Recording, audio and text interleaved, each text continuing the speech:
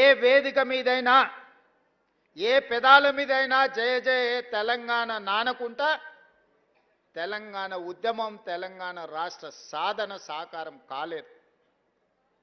అలాంటి గొప్ప స్ఫూర్తి వచ్చిన తెలంగాణ రాష్ట్రంలో రాష్ట్రీయ గీతంగా తెలంగాణలో వెలుగొందుతుందని 4 కోట్ల ప్రజలు అనుకున్నప్పుడు ఆనాటి పాలకుల నిర్ణయాల వల్ల జయ హే జయ హే తెలంగాణ మూగబోయింది.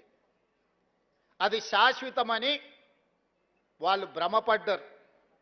ఎందుకంటే ఈ గీతం తెలంగాణ గుండెల్లో ప్రతిధ్వనించినంత కాలం తెలంగాణ ఉద్యమం ఎవరు చేసిండ్రా అంటే ఓ గద్దరన్న చేసిండు, ఓ అందశ్రీ చేసిండు, ఓ గోరె టెంకన్న చేసిండనే, ఓ జయరాజ్ చేసిండనే చర్చ వస్తుంది. కాబట్టి ఈ స్ఫూర్తి నింపిన కవుల యొక్క కవితా గానాలను ఈ తెలంగాణలో వినిపించకుండా చెయ్యాలని ఆనాటి పాలకులు కుట్ర చేసిండ్రు.